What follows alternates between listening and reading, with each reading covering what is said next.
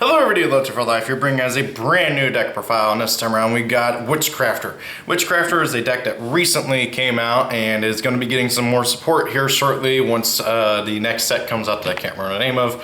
But however, it's a fun deck. It's not like the best thing in the world, and it's got some things going for it, but also some things that are not. Now I'm going to say right now, this is not the best build of the deck only because I do not have the money for Extravagance. If you have Pot of Extravagance, it's amazing in this deck, okay? Play 3 Pot of Extravagance in this deck and it just works so well, okay? Especially since the deck does not need its extract at all, mostly because it can't really make use of extract monsters too often, and the best boards it can make, you wanna have their 2 boss monsters out. So if you happen to have the money for Pot of Extravagance, or you already have some copies from playing another deck that uses it, that's the best thing to go with. Unfortunately, I don't have that kind of cash to throw around, so yeah.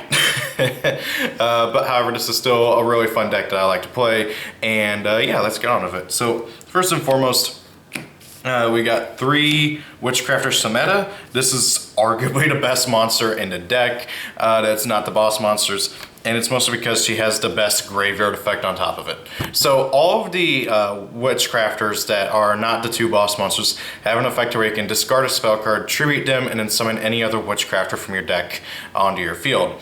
And then also they all have a graveyard effect. So I'm not going to repeat the on-field effect, but I will say the graveyard effect. For Sameta, her graveyard effect is you can banish her from your graveyard to send a Witchcrafter card from your deck to the graveyard. It can be any Witchcrafter card other than a copy of herself. And this lets you load up your graveyard with your other monsters to use their graveyard effects, or to be able to load up your graveyard with the spell card so you can add it to your hand at the end phase. Also, she's got really good attack, and it's just an overall great card in general. Next up, we got, I would say, the second best of the monsters that tutor out monsters. So she has the same standard Lone Fire effect, you know, discard and tribute herself, special summon. And then while she's in the graveyard, you can banish her, draw a card, and discard a card, basically. That's really all she really does. Really good card overall, and lets you, actually I think you have to discard a Witchcrafter card, don't you? Yeah, draw a card and send a Witchcrafter card from your hand to the graveyard, and if you have none, banish your entire hand. So yeah, you gotta be careful about when you do it, but it's still really good because it just lets you load up more in the graveyard, and of course also get another draw.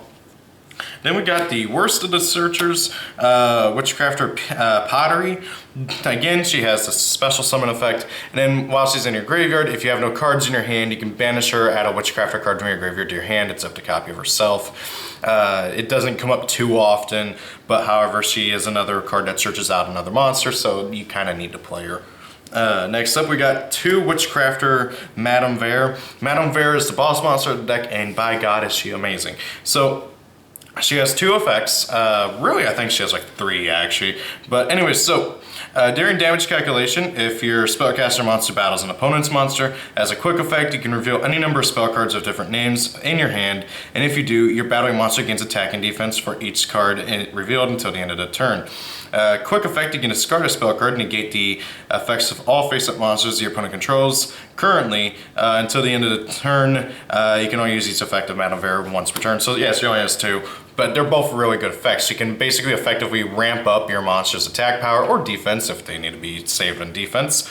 And she can also just flat out negate everything that your opponent has on the field at the moment, which can be very obnoxious and allow you to really outgrind your opponent and just absolutely destroy what they're doing. Because like, oh, your opponent tries to go for Salmon, great play. No. Really good card. I do want to say this deck is a going first deck primarily. You want to go first with Witchcrafter, and you kind of need to in order for the deck to effectively work. Next up, we got 2 Witchcrafter Hane. She's the secondary boss monster, and she's basically a Trident. As a quick effect, you can discard a card, discard a spell card, target a card on the field, destroy it. I believe it's any card, right? Discard a spell card and target a face-up card your opponent controls, destroy it. And while she's on the field, your opponent has to target her for card effects. And yeah, with card effects. And also, you can only control 1 of her. So you can't have multiple of her out, which is a bit annoying, but oh well.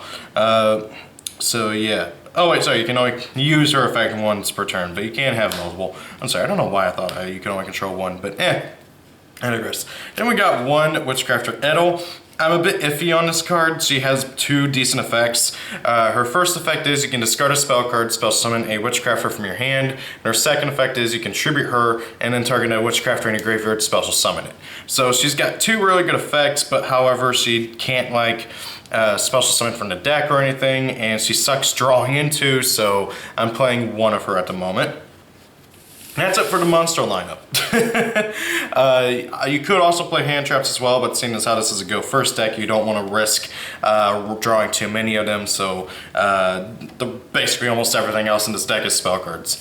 Speaking of hand traps, this deck loses to hand traps hard. If you try to use any of your monster effects to special summon, you effectively lose because if it gets ashed, because it sucks, and you just neg yourself 2 to be able to do 1 special summon. So Called by the Grave at 3 is an absolute must. I cannot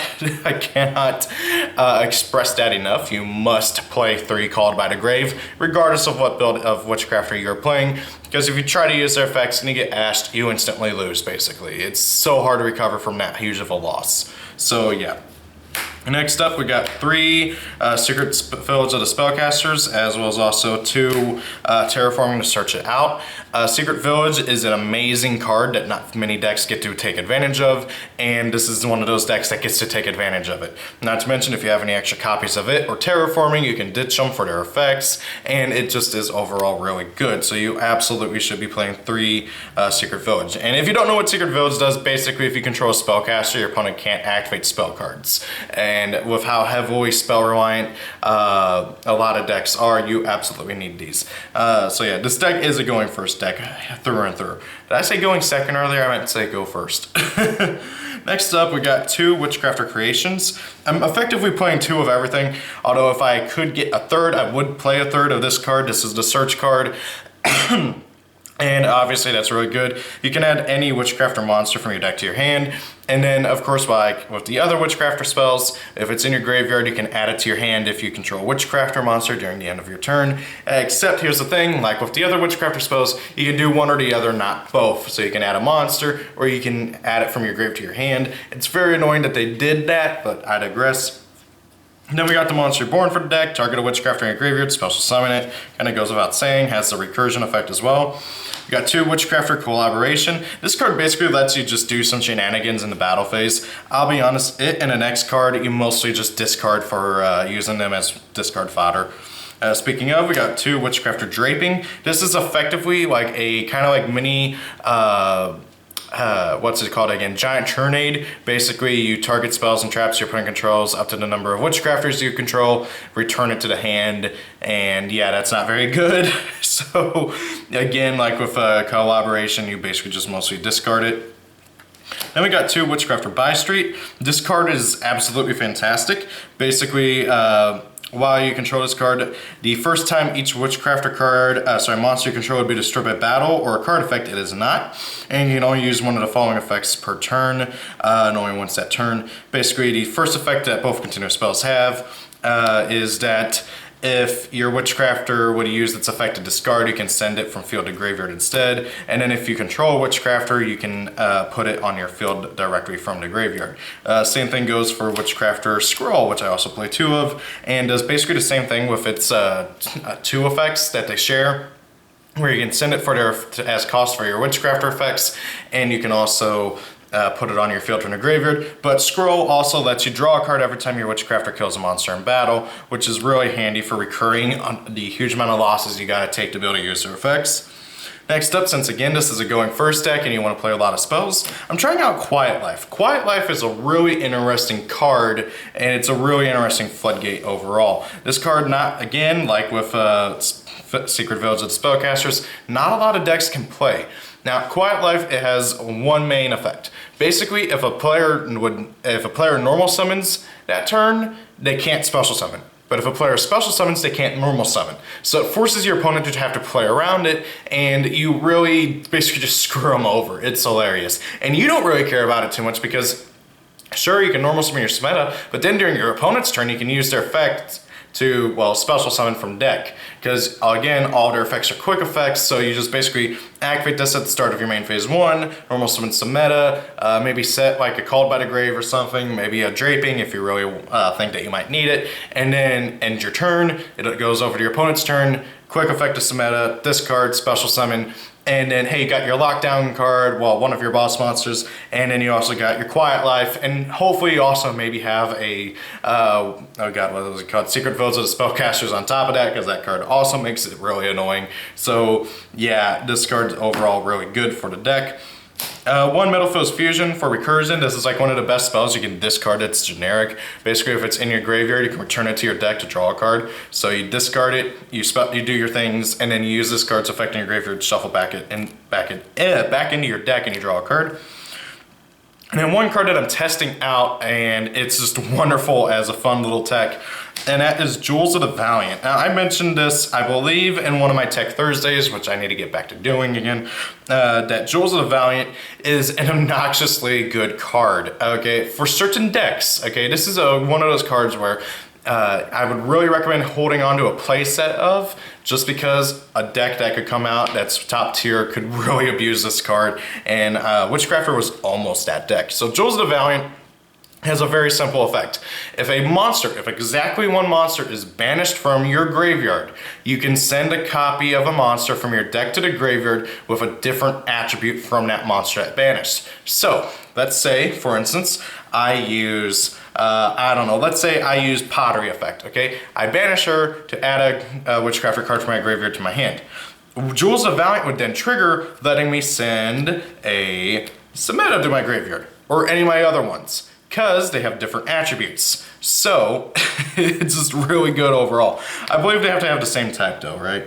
Yeah, it has a different attribute than a banished monster, so it doesn't even have to have the same type. This card is also pretty nifty in zombies with like Mizuki and stuff, because then you can send Plague Spreader and all that, but it's not as good in zombies as it is in Witchcrafter, because like if you banish a meta to send a card and then you use this card's effect to send another monster, you get to just have so much milling, it's insane. I love it. And then finally, I play 3 Witchcrafter Masterpiece. This is the only trap card that I play, and by God, I love it. So basically, its first effect is you can banish a spell card from either player's graveyard, add a copy of that spell from your deck to your hand. So let's say if you happen to have the money for Pot of Extravagance and your opponent played it earlier in the duel, you activate this, banish your opponent's Pot of Extravagance, add a copy from your deck to your hand. Or let's say you're playing against any deck that plays a field spell. They use Terraforming earlier in the duel, you banish it from their graveyard, search out Terraforming. Or you can banish your own stuff to search out your other stuff, like searching out another copy of Creation or something. It's really, really nice just being able to use this and get another spell card in your hand for discard fodder. Additionally, if it's in your graveyard, you can banish it and any number of your other spell cards. Well, any of your spell cards, it's not a spell card itself. You can banish any number of your spell cards from your graveyard, especially when a Witchcrafter monster from your deck, whose levels equal the number of spells banished to activate this effect. And you can only use each effect once per turn. It's a hard once per turn, blah, blah, blah. So really, really good card overall, just being able to search out your stuff and banish your opponent's stuff, ruin their graveyard. Absolutely love it. Gotta love it. Such a great card. Oh, and you gotta control a Witchcrafter monster. If this was generic, oh my god, I would play this in Valkyries in a heartbeat. But I digress. So, what do you guys think about Witchcrafters? I'm not doing an extra deck for this deck, for the deck profile, because in all honesty, the extra deck is so like not needed and never comes up that it's just not even really worth mentioning, but obviously the Nightmare Package, Abyss Dweller, Boral Sword if you have the money, you know, all the big ones, you guys know it. So, what do you guys think of Witchcrafters? Personally, I'm really, really excited for seeing Golem Arls coming out here shortly. I can't wait for it. The card is going to boost this deck's power so much. I love it. And I really want to see what else Konami's going to give this deck in the future. But what do you guys think of Witchcrafters? What do you think of my particular build for it? Thank you all for watching. Have a great day. If it's your birthday, happy birthday, and see you all later. Peace out.